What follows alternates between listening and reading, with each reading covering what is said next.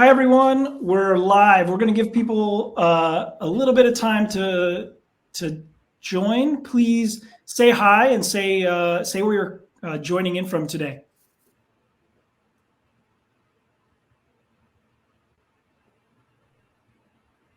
We'll begin in about a minute and a half after the hour.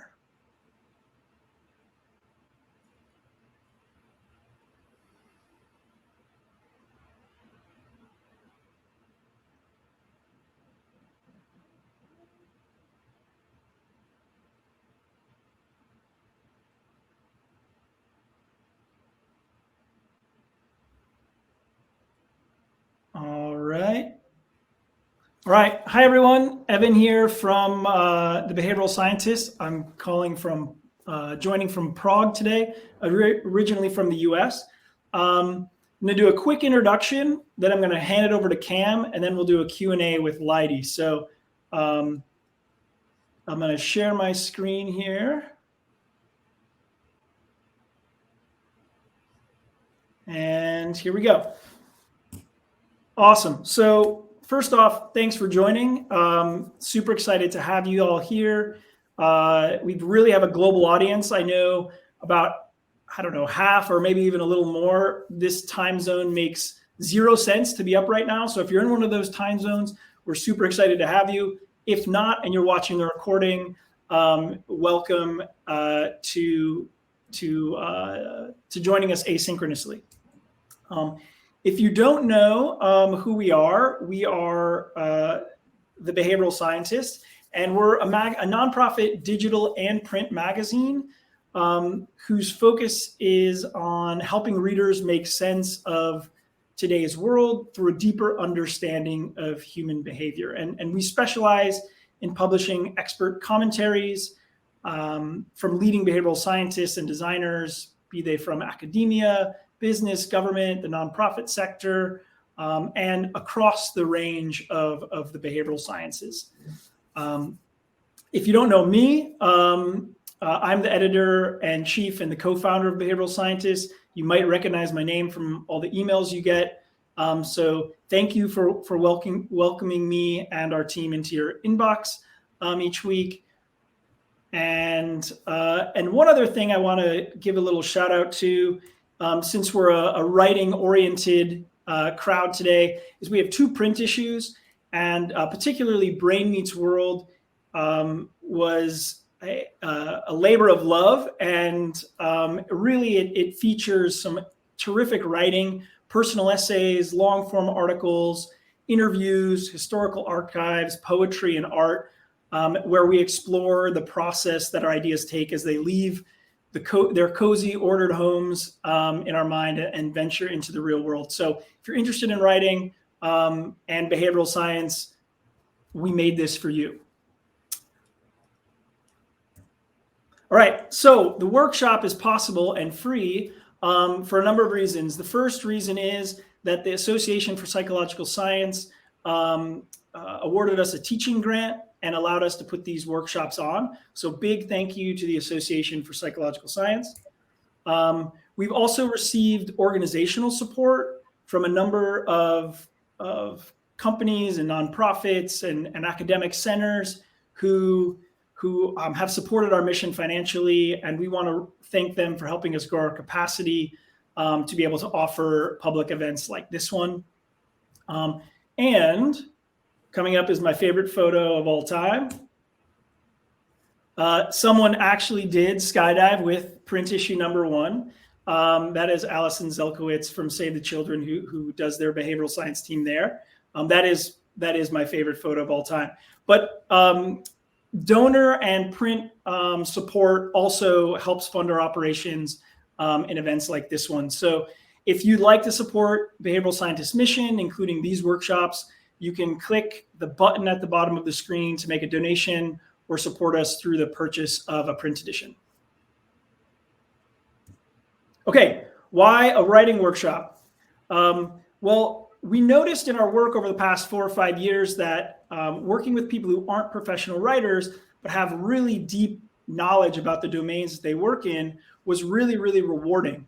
And all it took was a little bit of guidance, a little bit of resources for them to get a foothold, and they could really flourish as writers and communicators. And so we just thought, there's so many people out there who fit this bill, who maybe given that foothold, could help level up their writing and their communication. In my mind, clear communication is like a superpower. Not only does it help the people you're trying to reach, but it just feels great when you say something exactly how you want to say it and it's received in that way.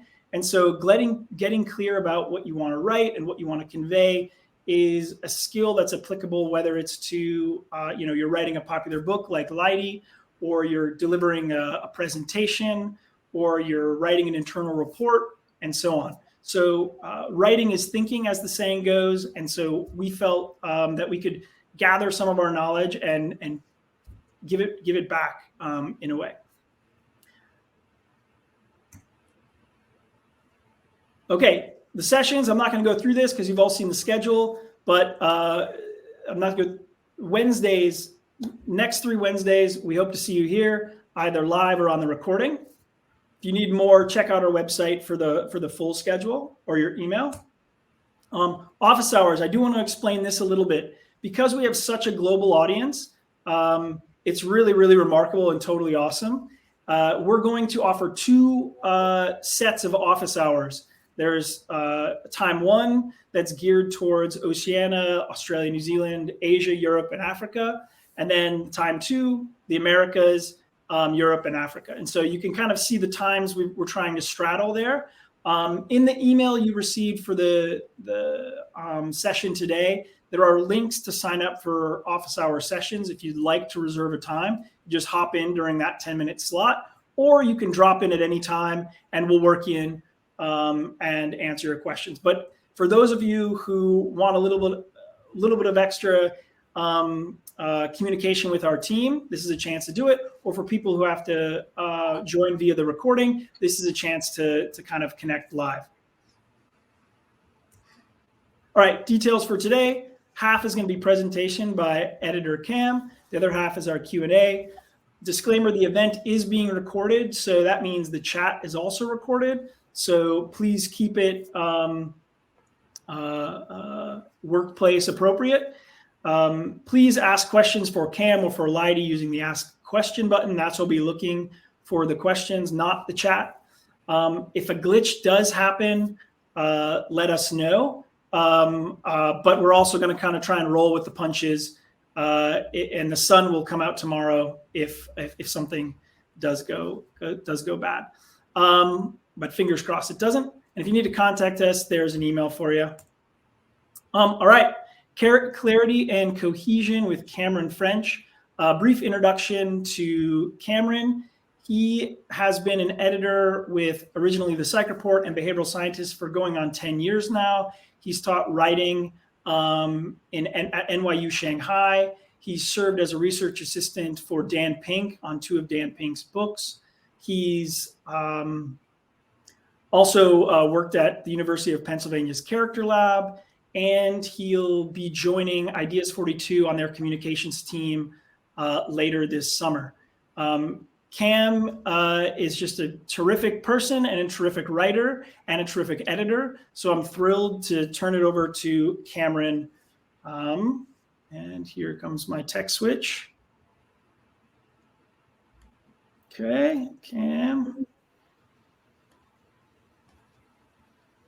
Hi, all. All right, I'm going to start. Bringing you on screen, Cam. What's that? All right, it's over to you. Thanks. All right, I'm going to try sharing my screen. And Evan, let me know if this is not coming up. So first of all, thanks, Evan, and thanks, Leidy, for being here, and to everyone tuning in from around the world. This is so exciting to have this community that cares about communicating and behavioral science all together. This is definitely one of my favorite topics. So we've structured this writing workshop to be a mix of both very specific and actionable advice, and then also some larger concepts and like a sense of what the field is as a whole. So I'm going to start on the more granular level, and as Evan said, talk about some of the specific mechanical ways that we can communicate scientific insights more clearly. One of the big goals of this part of the workshop is to demystify maybe what you've heard from editors or what other people have told you when we're reading writing. We often get feelings about how writing appears to us and don't know how that translates onto a page, what specific things in the writing is making us feel that way. And so that's what this section of the workshop is aimed at. And as Evan mentioned, please add any questions in the Ask a Question feature, and we'll try and get around to them. So I've structured in a lot of examples in this part of the workshop. So I'll be reading those out and hopefully illustrating how we can move toward clear and vivid writing. So this first one is from Judith Butler. The move from a structuralist account in which capital is understood to structure social relations in relatively homologous ways to a view of hegemony in which power relations are subject to repetition, convergence, and rearticulation brought the question of temporality into the thinking structure and marked a shift, et cetera, et cetera. So Judith Butler is, of course, an incredible thinker and academic, has done a lot for many different fields. But I think what we can also agree on is that this writing is difficult to understand. And so we'll be returning to this example throughout as a way to kind of understand what makes some writing difficult to comprehend. And that's different from bad. I'm not saying this is bad writing, just that it's serving a specific purpose. And a lot of what we're trying to do now is make it more accessible and clear to a wider audience. So we'll be looking at some of the mechanical features happening in this example and others that can make it more clear for wider non-technical audiences. And when we talk about that, I often use the word mechanics again to help us move from why we're talking about feelings such as confusing, dull, choppy writing versus clear, elegant, beautiful writing, and talking about what on the page is making that come to life. There are three strategies that we'll cover today. First, within a single sentence, what makes that sentence clear? Second is what gives us a sense of flow between sentences and throughout a passage. And third, one strategy that can help writing feel more lively and animated and move us away from what's often termed businessese or legalese or academic ease, these technical jargon-filled genres. So we're going to first talk about clarity within a single sentence, and in many cases we'll start with what unclear writing might look like. So here's an example. The view that beating a third-rate Manchester United side that for the third time in a decade is under new management is hardly worth the effort is not based on a lack of understanding of what is occurring on the ground. Again, maybe this makes sense to you, but for me at least and many others, this might require a rereading. So let's look at some of the technical features that are making this difficult. If we cut out a big chunk of this sentence, and we're just looking at the black part now, the view is not based on a lack of understanding of what is occurring on the ground. So even though we've lost a lot of information, we can at least now track this sentence and understand what the author's main syntactical point is here. So the technical mechanical feature of what's going on here is that the subject of the sentence, the view, and then we go on to describe it, is too far removed from the main verb that the action is governing. So that is later on the sentence. The view is not based on a lack of understanding. So if we were to rewrite the sentence and bring the subject closer to the verb, we might get, for the third time in a decade, Manchester United is under new management. So some think that beating them is hardly worth the effort. This view is not based on a lack of understanding of what is occurring on the ground. So again, you might not know exactly what's happening in the sentence, or you might not have enough context, but it's at least more clear about what's happening. So we come to the first principle of clear writing, and that is to begin sentences with a short subject and verb. This goes a long way toward helping your readers understand the gist of your writing. So if we return to the Judith Butler example from earlier and bring that same strategy in here, we'll see the move brought the question of temporality into the thinking structure. This at least helps you get a grasp of what is going on in this sentence. So for the behavioral science or neuroscience inclined among us, here's a quick explanation for why this strategy might be more comprehensible. This comes to us from linguistics. Linguistic syntactic trees is one way to understand how we understand sentences. And And this is what's called a right branching tree. It's kind of cascading down into the right. And these tend to be easier to understand. Here's a left branching tree, and this one taxes the working memory. You have to do more to remember what's happening earlier in the sentence before you get to the end to understand it. So based on this principle, a quick revision tip is to underline the beginning of your sentences until you get to the main verb. And if that verb comes later than 7 or 8 words into the sentence, consider revising it. So now let's look at what this looks like in the wild. Here is an excerpt, another soccer one. Evan, Leidy, and I have soccer backgrounds. This one's from the New York Times. So if we use that revision tip and underline the first words of the sentence until we get to the verb, we'll see that the first sentence, the verb is the 3rd word, and the second it's the 20th, and the 7th, 4th, and 3rd. So I think this shows a few things. One is that many times expert writers who are trying to be very clear are following this principle. But also, as we can see with that that second sentence, this is not a hard and fast rule. This is something that good experienced writers can use as part of their arsenal. Here's another example. This one is the famous opening sentence of 100 Years of Solitude by Gabriel Garcia Marquez. This first sentence, the verb comes in the 13th word, and then the 5th, and then the 3rd. And then here's a third example. This one is the paper in which Kahneman and Tversky introduced prospect theory. And you can see that the latest a verb comes in any of these is the 7th word. So what I hope to do with this is show that across genres, good writers often, when they're trying to be clear and bring the subject and verb close to the beginning of the sentence. So we're now going to move on to the second strategy in this workshop, and this is what gives us a sense of flow. So often people are talking about choppy writing that doesn't flow very well. What's actually happening on the page mechanically that makes us feel that way? So here's an example.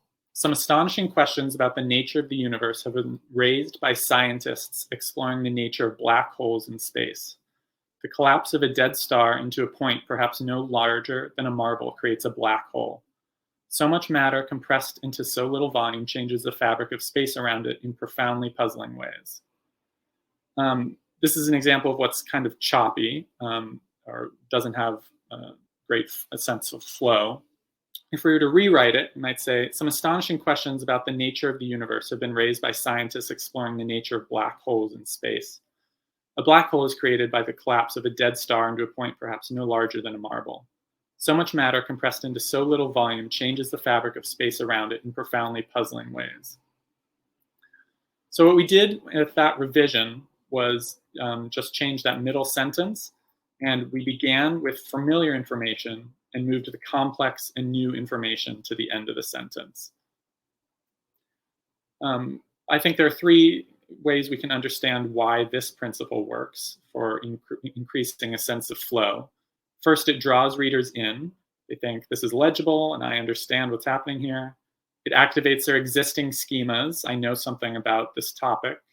And it draws the readers between sentences because they can see how what they're reading now has fit with what came before it. So the quick writing and revision tip here could be that writers often refer to something in a previous sentence with words such as this, these, that, those, another, such, second, or more. And when you use those signals, try to put them at or close to the beginning of the sentence. So let's look at another example. This one does not have great flow. The basis of American democracy, equal opportunity for all, is being threatened by college costs that have been rising fast for the last several decades. Increases in family income have been significantly outpaced by increases in tuition at our colleges and universities during that period. Only children of the wealthiest families in our society will be able to afford a college education if this trend continues. Knowledge and intellectual skill, in addition to wealth, will divide us as a people when that happens. Equal opportunity and the egalitarian basis of our democratic society could be eroded by such a divide. Clearly in this passage, it's thematically related. You might be able to understand what the author is driving at. But we can increase a sense of flow or part of why this is difficult to understand is that the previous information or information we might have known before reading this piece is coming at the end of sentences. So if we were to revise it and move that old or familiar information toward the beginning of sentences, we might get something like this. In the last several years, college costs have been rising so fast that they are now threatening the basis of all American democracy, equal opportunity for all. During that period, tuition has significantly outpaced increases in family income. If this trend continues, a college education will soon be affordable only by the children of the wealthiest families in our society. When that happens, we will be divided as a people, not only by wealth, but by knowledge and intellectual skills. Such a divide will erode the opportunity and the egalitarian basis of our democratic society. Again, the edit here was moving previous information, either information that the reader already knew or information that we'd established earlier in the passage, toward the beginning of the sentence. So the second strategy to increase a sense of flow in our writing is to start with information familiar to readers and then save for the end of the sentence or the paragraph information that they cannot anticipate.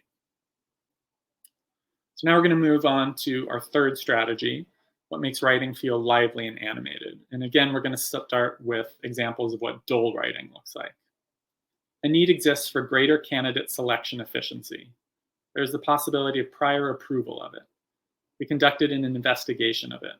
A review was done of the regulations. Most dull writing typically uses a verb not to express action, but merely to state that that action exists. So in this example, the discovery of a method for manufacture of artificial skin will have the result of an increase in the survival of patients with radical burns.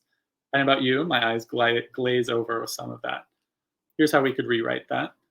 If researchers can discover how to manufacture artificial skin, more patients will survive radical burns. So from the bolded parts of the sentence, will have in the first was the verb. In the second, we have verbs that are more descriptive, can discover, and will survive. When we put the main action of the sentence into the noun instead of the verb, we call that nominalization, and this is what we're looking to avoid. Or a more vivid term for this is what's called a zombie noun. This term comes from the appropriately named Helen Sword, who wrote, "Nouns formed from other parts of speech are called nominalizations. Academics love them, so do lawyers, bureaucrats, and business writers. I call them zombie nouns because they cannibalize active verbs, suck the lifeblood from adjectives, and substitute abstract entities for human beings." Here's some examples of that happening. So the verb would be discover, and then we nominalize it by talking about discovery. And then move to movement, resist to resistance, react to reaction. That TION ending is a very common nominalization that typifies a lot of dry business and bureaucratic writing. So here's another example of a zombie-fied passage. The partial participation of newcomers is by no means disconnected from the practice of interest. Furthermore, it is also a dynamic concept. In this sense, peripherality, when it is enabled, suggests an opening, a way of gaining access to sources for understanding through growing involvement. The ambiguity inherent in peripheral participation must then be connected to issues of legitimacy, of the social organization of and control over resources, if it is to gain its full analytical potential. So again, I'm not saying this is bad writing. In context, this may have been very good and got across what the author wanted. But it is full of zombie nouns that make it feel more dry than more lively passages like something like this. Most major scientific theories rebuff common sense. They call on evidence beyond the reach of our senses and overturn the observable world. They disturb assumed relationships and shift what has been substantial into metaphor. The earth now only seems immovable. Such major theories tax, affront, and exhilarate those who first encounter them, although in 50 years or so they will be taken for granted, part of the apparently common sense set of beliefs which instructs us that the earth revolves around the sun, whatever our eyes may suggest. So I've bolded the verbs in this passage that are more lively and full of more of the meaning than just saying that an action exists. So rebuff, call on, overturn, disturb, shift. So if we're zooming back out, main strategies that we've discussed in this part of the workshop are to help make individual sentences clear. Remember to begin them with short subjects and verbs. Which gives us a sense of flow throughout passages is to start with information familiar to readers and end with information they can't anticipate. And one strategy for helping writing feel more lively and animated is to slay your zombie nouns and put the action into your verbs. I want to end with one caveat that none of these are rules, that the best writers in the world flout these occasionally. They're tools that you can use to, as Evan was saying earlier, communicate your point to other people and to have in your writing workbox. So I'm going to turn it back over to Evan. Thank you all, and I'm happy to take some questions now, or Evan, if you think we can save those for later. Thanks, Cam. Really appreciate it. And I put it in the chat, but just so everybody knows that you will get links to the recording, recommended resources, and slides in an email following up the session. Let's see if we have any questions that we want to go to. I think one thing, Cam, I was wondering as I was listening to this, just before we toss it over to Leidy, is of the 3 tips that you've just given, because what would you recommend we look out for in other people's writing? You know, if we're editing, oftentimes we're asked to be editors as well as writers. Which 3 of those tips, or do you have any recommendations for people who are also serving kind of as editors in addition to writers? Sure. Let me share my screen again real quick to bring those 3 tips back up. So when we're writing, some of these strategies and a lot of the goals we have conflict at times. You can't have perfectly clear sentences that flow perfectly, always avoid the passive, that are super animated. We have to make trade-offs in writing. And I think probably the strategy to prioritize is the second one, giving readers a sense of flow and like total cohesion within passages. So if you were to take just one of these 3 strategies away and try and apply that when you're editing other people, this would be the one I think could be the most bang for your buck, to look out for and encourage people to start with that familiar information and then move on to the more complex things that you're trying to communicate. Terrific. And I know we just had a few more questions come in, but I will review those after the session. And if we can answer them in a follow-up email to the group, we will. We might also be, I think we can add them after the session via Crowdcast, but I have to double check that. So thanks so much, Cam. Really appreciate it. I learn something every time I listen to, and I'm going to bring in Leidy now. All right. All right. All right. Leidy, calling in from Charlottesville, Virginia. So, I forgot my slide. 1 second. I've got to get this slide up.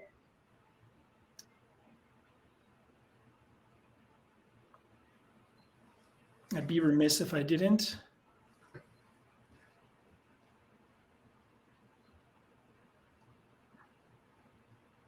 Okay, so the cover of Leidy's book is I think a beautiful thing. So I wanted to share it. And so for those of you who don't know Leidy Klotz, he's a professor at the University of Virginia. He is hard to define.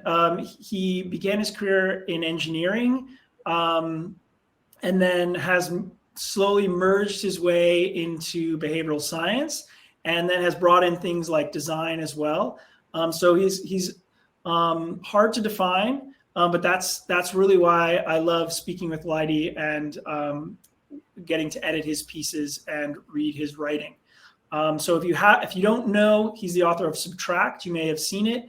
And we're going to talk to Leidy today, not only about his writing process, as well as the book publishing process, because Leidy is an academic who wrote a popular book.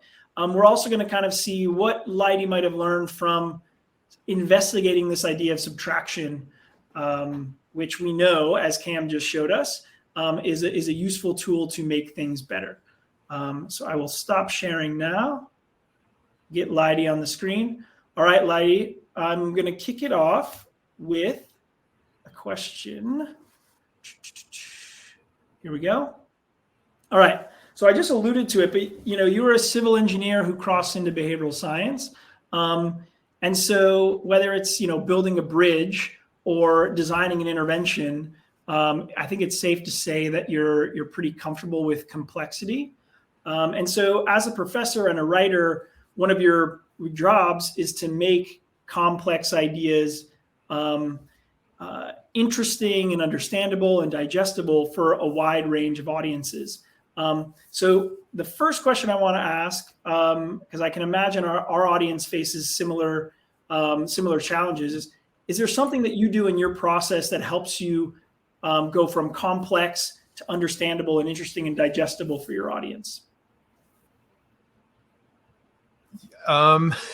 Yeah, that's like everything I do in my process. But no, it's a great question. I really appreciate too that you link the teaching part of it with the writing part, because I do feel that as a professor, I mean, your job fundamentally is the creation and sharing of knowledge. And I think we don't, that this communication fits squarely in the sharing of knowledge. And we often think about that as like, okay, you're standing in front of students in the classroom, but also, sharing knowledge involves being able to actually write about the stuff that you found, and increasingly more so, I think, like this notion that somebody is gonna take your paper for you and then explain to somebody what it means in a way that they're actually interested that's just not the way the world works. So if you've got knowledge that you think is worth getting out there, it's on you to put it out there. So I would say, I mean, this isn't a shortcut, but it's like practice, right? I mean,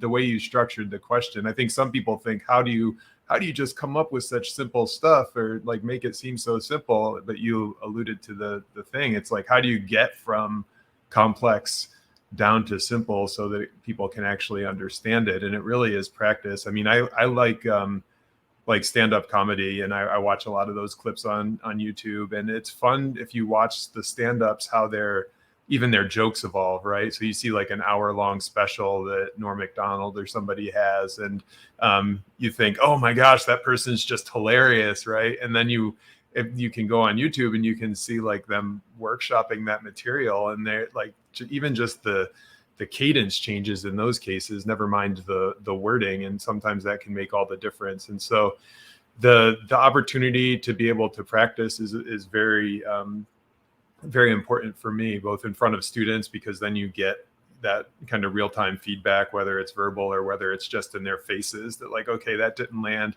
And then in writing, it's a little harder to get the feedback directly from readers, but I think that's one of the awesome things about working with you, Evan, is you get feedback from an editor, and that's a person's reaction to the thing that you've put out there, and gives you an opportunity to iterate on it. Cool. Yeah. That reminds me a little bit of Rory Sutherland's advice, or not advice, but something I observed him doing. I was visiting him during Nudge Stock. This must have been 2019, maybe 2018. And I met him the day before, and we were talking about all this stuff, and I was like, oh my God, that's amazing. And then I heard it the next day, and I realized I had just been a practice case in a way. Yeah. I thought I was getting all this inside info and everything. So, that just goes to show that if you are practicing your ideas on people, they will actually enjoy it. And if they don't, you'll change. And I think that dials right into a stand-up comedian point, which I think Rory could often be, also be, I should say. Okay. I know for the last few years, you've been steeped in your book, Subtract, and this idea of subtraction, which is that when we try and make things better, we often add more, but we can actually make things better if we take things away. I know one bit of famous writing advice that people to hear today might know is omit needless words. And so I want to know, as you were steeped in subtract, how has your writing changed, or how have you kind of looked at your writing? Any lessons that stick out? Well, I mean, first, it's a horrible spot to be in, right? It's like, because I even use the omit needless words as a example of the fact that we overlook subtraction, that we need advice to consider removing words, and we did studies showing that people added words. And anyway, I think I'm pretty good at subtracting at the line level. That's where my attention is, like the strunk and white kind of omit needless words. And I talked to Amory Lovins, who's like one of my academic heroes, afterwards. And he was talking about, he found himself having to, what he called, rehydrate his writing, because he would make it so bare that it would become lifeless. So at the line level, I mean, I spend a lot of attention to it, and always trying to omit words. And sometimes even have to tip the balance back in the other way. I think the one that I struggle with is like the Stephen King advice of killing your darlings, right? And this is, I mean, it's just freaking hard. And I mean, one of the worst, every loss aversion, right? The fact that we are more disappointed to lose something as we are to gain something of the same value. And it's like, think back to when your computer crashed after you had written the 3-page essay and you had to like do the work again. And it was just awful. And I mean, getting rid of stuff that you've already written is a version of that. And so, I mean, number one, just kind of being conscious of that and trying to force myself to do it more. But number two, like getting other people to do that for you, right? I mean, that's another thing that editors can be really helpful with. They're like, look, I'm sitting here on the behalf of the reader, and I'm telling you that this story, while funny and interesting and meaningful to you and well written, needs to go. So that like kill your darlings one is the one that I still need to work on. Yeah, no, I think that's something that I always appreciate, is usually there's like a gnawing feeling in my stomach that like I know this paragraph that I really love, and was maybe the first one I even put it in. The most interesting reason I started, working on the story, I know it doesn't belong, it just doesn't fit. It was based on some idea that I had about the story that wasn't actually real. And then, yeah, it just takes a friend/editor to come in and be like, hey, save this for another time. It's like the if anybody has grown up in the South, you say bless her heart. It's like the bless her heart of editing, I think. Yeah, you're right. For another time. They never say it doesn't serve this piece. Yeah, it's always like, oh, this will work better somewhere else. And then I have an excerpts file on my computer from Subtract that's like, I think it's long. I forget exactly how long, but none of that stuff is ever going to see the light of day. But it made me feel better to like think that maybe I'll use this sometime for some other piece of writing. Well, it is your thinking and process. So I like the idea of kind of collecting it somewhere to revisit it, because maybe there are sort of nuggets that you could draw out. I will say there's two positive things there too, right? It's like you that, to go back to that, okay, you wrote the 3-page paper and now you have to rewrite it. It's never as much work to like rewrite the thing the second time. And if it's a story that you cut out and oftentimes I spend more time trying to make a story that shouldn't be in there work than I would have spent if I had just cut it in the first place and, devoted that time to a whole new story, for example. So I think that kill your darlings advice can be efficient in terms of writing time too. Mm-hmm. Mm-hmm. Yeah, there's a part in what you're saying about just drafts, I think is like a really interesting point. In Adam Grant's book, Think Again, one of the things that stuck with me is there was, I think it was a 5-year-old or somebody who it was a very young student who had to draw a butterfly like 5 times. And the first butterfly looks like what you think a 5-year-old drawing a butterfly looks like. But by the 5th time, it's probably better than a butterfly that I could draw. And the point of that example was that just going through that revision process makes your writing better, because your thinking and your technique is getting clearer. So I resonate with just doing that second draft or trying to write it a second time. as a way to be like, hey, we're going to get better. On that vein, is there something about your writing process that has evolved, since you were kind of beginning of Subtract to now? I'll let you go, but then I'm also going to force another answer out of you. But I'll see what you get. Okay. Give me first. I'm interested in your answer for me. I guess the biggest thing for me that's evolved the more I've practiced it is realizing that there's different types of kind of so-called writing that needs to happen, and then aligning my time for that. So of course there's the writing you think of immediately, which is like sitting in front of your keyboard, like putting the words on paper and moving them around and arranging them that Cam just focused on, which is essential. And I would, everything starts there. But then there's also these points where it's like, I need to figure out the structure of this book. And that's not something, that happens at the proposal stage, but it also is like an ongoing conversation throughout the whole time. And for things like that, it's like, okay, I need to sit outside and have a notepad, not be looking at my computer at best. Maybe I just need to like walk around in the woods. So there's that kind of thinking that I think if you look at like the best writers, they're most of the stuff you're interested in is that, right? It's not, you're not paying attention to the construction of their sentences because they're so good at it. And that moves out of the way. And then there's the ideas, and those ideas, it's like they're just as likely to come away from the screen as on the screen. And in fact, arguably more likely to come away from the screen. And then there's the last kind of piece, which is just the time in between iterations. And this is like not even intentionally thinking about writing, right? It's like you've got the draft, and then you go away for a week or 2 months, or you do a psychedelic trip or whatever people are doing these days. But like something to like put you in a different mindset when you come back to this piece of writing. And that's so important, I think, to the iterating and the drafting. And so I guess that's the thing that's evolved about my process is I understand more about like, okay, here are all the things that need to happen in the process. And then I can kind of like set aside time for them and make it happen. I really like that idea that, you're working on your writing, but you might not look like you're working on writing, like going for a run, getting a walk, just giving yourself the space to kind of let ideas percolate and connect and try them out.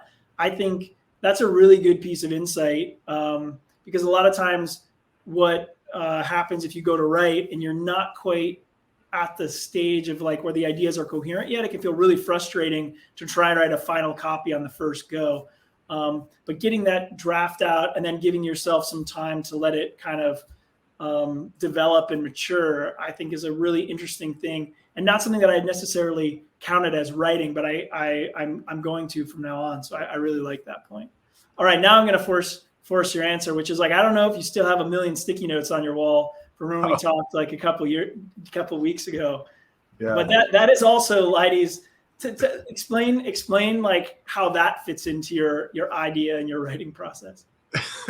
Well, I mean, my editor or my agent encouraged me to do that, and I mean, I do that? it. What is that? What is this thing? Oh, what is that?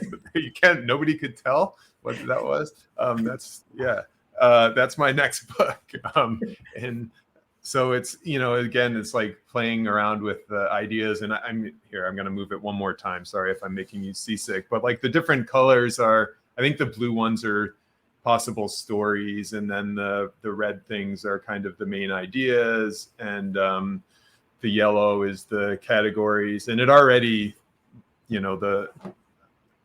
the outline that's on paper now looks totally different than how the wall looks, but I'll return to the wall. But that's an example too of like, okay, what I need to do here is organize stuff and organize ideas and see how this all fits together as a whole. And the best way to do that at that stage was to like kind of remove the confines of a Word document and start to move stuff around, move physical objects around in the world. I think that's another great tip. I mean, I think when you're thinking of ideas, you are constrained by the space that you can kind of fit them in. If you're starting on an 8 by 11 or an A4 size piece of paper, you're you're trying to cramp in your writing, and maybe the idea needs more space. So I love the idea of the wall. One thing that I do, and I have it right here, but it's my favorite hack, is I just take a giant piece of paper, like an architect or something, and that just gives you enough space to start drawing. And so if anybody's looking, like IKEA has great rolls of butcher block paper for pretty cheap, just spread those out. That's my version of the wall, but I might need to get more sticky notes to try that one out. Okay, so I want to ask this question because I know we have people based on the intake survey that are at various stages of writing. They might be new altogether to kind of writing as a student. They might be more seasoned in one type of writing, maybe business writing, academic writing, or presentations or reports or whatever it might be, internal reports. And so I wanted to ask you, we first got to know each other back, I don't know, five years ago at this point, when I was living in Charlottesville, and you had joined the faculty at UVA. We got to work on a couple articles.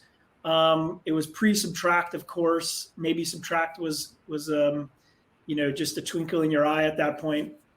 And so I'm wondering if you could kind of take us back to Leidy as a writer five years ago. What were you nervous or uncertain about? And then what did you do to kind of take steps to improve your writing, to gain experience, and so on? Yeah. Subtract wasn't even a twinkle in my eye at that point. It was, it was really, if there's any kind of like fateful event in my life, it's you randomly living in Charlotte. Because I reached out to Evan. I was like, hey, I read The Behavioral Scientist, and, thinking about some pieces. And he's like, well, I'm actually in Charlottesville, which isn't a place that people just tend to actually randomly be in. But you mentioned like the nerves and I didn't know what to be nervous about. I mean, I'm more nervous now, like putting something out there and knowing that like there's gonna be like somebody's not gonna like it. And then it was just like, oh, I like have this like fun stuff I want to work on. And I remember very vividly working on the first piece I did with you, which about the one that you used the picture of the old Chinese painting. Is basically the argument was the built environment hasn't changed much over time, and some of the psychology behind that. And I remember doing that on my vacation at the beach, like on the porch after the kids went to bed, and because I wanted to, because it was fun, and I was like, oh, this is a cool idea. This is fun to write. Plus I'm practicing. And so I didn't like the nerves and the kind of concerns I didn't have. I mean, I have those all now, where it's like, oh, are people going to like this? Is my agent going to think this is a good enough idea to go to a book proposal? So I empathize with people who have those concerns, but I think it's, for me, it wasn't there at the beginning. And then what was the second part of the question? Well, what did I do? I'll pause there because I think that's actually a really interesting thing, because, and what it makes me think of is, maybe one of the strengths of being not a writer at the beginning. You're an engineer, you're a professor. That was maybe a stronger part of your identity. I mean, if I probably talked to you about grant funding, that was probably something that was, maybe a little more nerve-wracking, or managing the lab or whatever. You're right. Yeah. But writing was kind of this intellectual exercise. You got to kind of balance out, the thing you were so tied up in. And maybe as your identity shifts to be more a writer, that might come with nerves. So maybe one of the advantages for people listening in that aren't professional writers but want to do more writing is that it is a chance to kind of be a little bit more relaxed in something that you're still learning and growing in, and working really hard at, but you don't necessarily have 20 years of technical knowledge on yet or whatever. So just go in with that kind of optimistic and beginner's mindset and just kind of get to work. So I think that was a really cool point. The second part was like, what did you do? But I don't know if we need to go there or not. No, I mean, I think the practice is just so important, right? And it's like I'm watching Cam's presentation. I'm like, okay, that's from Steven Pinker's book. That's from Stylish Academic Writing book. That's from and it's like, so I've read all these books about how to write, and I mean, it's interesting, like when they hit what you're doing when you're reading them. I mean, because there's this whole genre of books about how to write, and you can tell a lot of people just read them and never actually write anything because like there's so many of those books. But so I think that as part of practice, and then iterating with actually working on things, and then not seeing it as separate, right? I love Cam's example of the Tversky-Kahneman paper. It's like, if people aren't familiar with them, like that's a seminal paper. It changed the world. And quite frankly, I think part of the reason that those two guys broke through was because they're so good at communicating what they did. Of course, they had amazing stuff, but it's like, I don't know, what happens if they write that paper with the verbs farther away from the subjects? Does it kind of take off the same way that it did? So I think that the whole time when you're improving your writing, you're realizing it's like, yeah, there's different conventions in academic writing, and there's different things that it's more story driven if you're writing for a popular audience, but like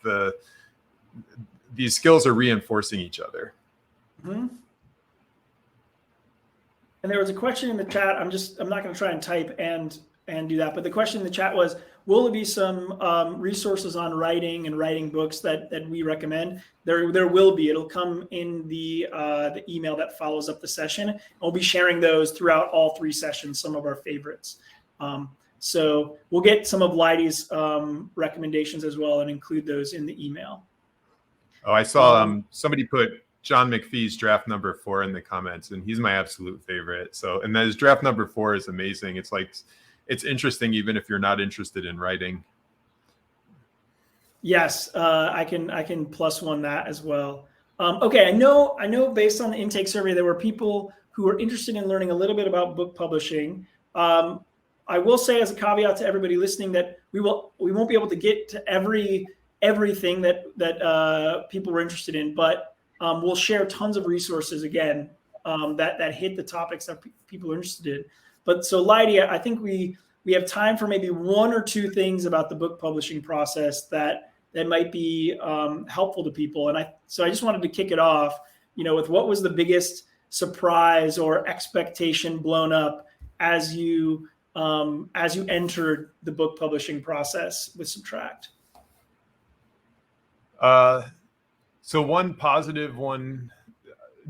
Yeah, one that was better than expected, one that was like different, worse maybe than expected. So the worst is that like your publisher is not a maternal entity. I think that's like stealing. I think Courtney Malm wrote that in her book about writing, but it's like when you just think about the numbers of books that they're doing, and they don't have time to control what happens with each book. So it's like, it's really, I mean, that's bad in that it's like nobody's gonna own your book, nobody's gonna care more about your book than you do. But it's also good in that you get to do what you want. I was really surprised. Like I was, as an academic going to write a popular book, I'm like, oh, are they gonna make me like write something that makes me look like an idiot to my academic friends? And there was none of that. If anything, they were saying, no, more you, like more, not like stories about me, but just like, this has to be your book, right? Because you're competing against people like Cam who've spent their whole lives learning to write. So you've got to be different with your ideas and with the way that you're doing it.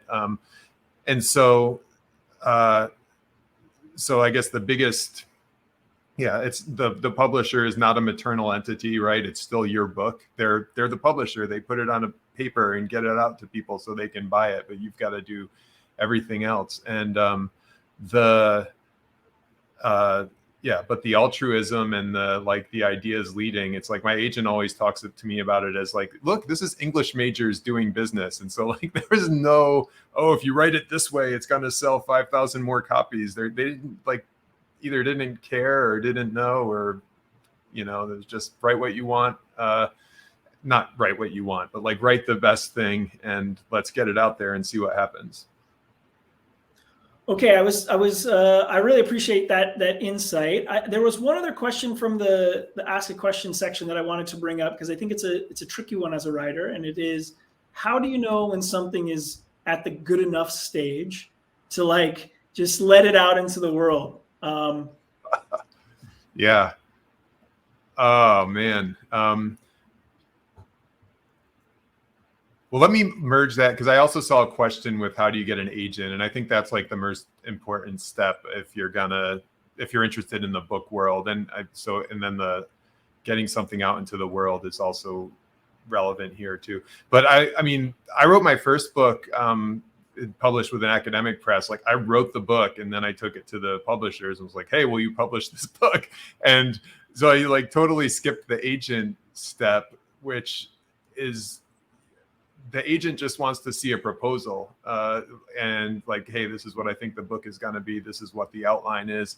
And there are a lot of books about like how to get your nonfiction published. I think any of those are a good guide to like what you need to have before you query an agent. But it's like, the agent, this is a matter of sending a letter and then an email, and then they might be interested in you and your ideas and your platform. And then it's like working with them on a proposal. So, so don't write the book before you have somebody to help with that part, because the publishing companies, they don't even work with authors. They just work with agents. Agents they're vetting everything.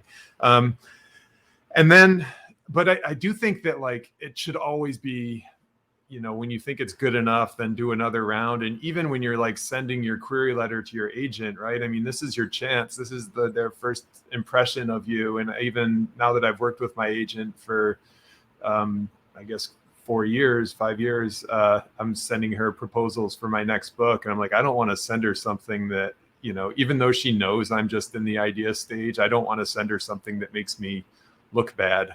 So yeah, I don't know. So what you're saying is there is no simple answer to good enough. It's maybe that we have finite time on the planet and we need to get things done. Maybe that's the punchline.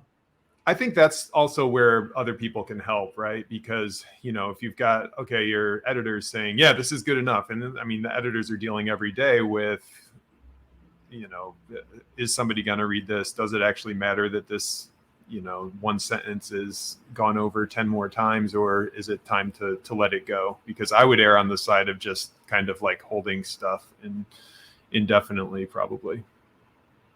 Terrific. Well, I want to make sure that we give people a chance to jump to whatever is coming next in their day.